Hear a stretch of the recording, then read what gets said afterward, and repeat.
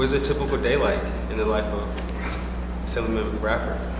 What's a typical day? I don't think there are typical days. I mean, it's full of activity when we're in the Capitol, but when you're in the district, you're doing meetings and constituent outreach and things of that nature, meeting with various organizations. How do you balance your professional and your social commitments? Well, it's time consuming. I think to do this job right, it takes a whole lot of your time. So I really admire my colleagues who are married and have kids, because that's a hard balance for them. I just happen to be a single guy, so I work all the time. So I think this is my social part of my life too. The work that I do, public service, is who I am. So I do it 24/7. Why is diversity important to you?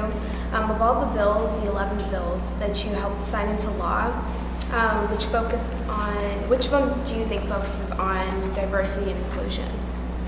I did specific bills that expand what we call General Order 156 in the state of California, which is encouraging our utility companies to do contract and procurement opportunities with minority, women-owned, and disabled veteran-owned businesses in the state of California. Can you name someone who has had a tremendous impact on you as a leader when you were my age of 16 years old, and why were they so influential?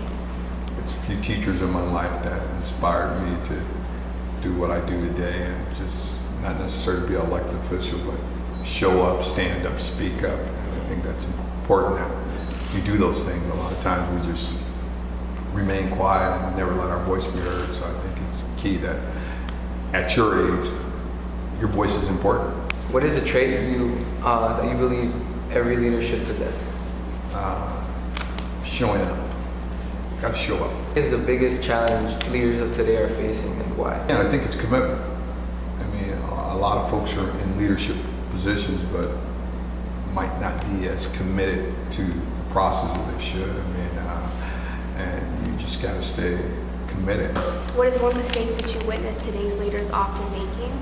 Maybe not knowing or really getting down in the substance of the issue. I mean, we deal with a variety of large issues in California and across this nation, and a lot of times we come with our preconceived notion of how to deal with it. And I think it has to be open-minded and open to change. At what age do you think a young person should start deciding who they want to be and what they want to do in their life? As early as possible. What advice would you give a young person that's looking into pursuing politics as a career, specifically unelected office? Start on the school level, run for student government. I did that, and volunteer. And What has made you the person you are as an assembly member? I think I got my value from my parents. I mean, they always insisted on, like I say, speaking your mind, being respectful again of authority, but not afraid to challenge it and question it. Give me 3 words to sum up Assemblyman Bradford, future senator. 3 words: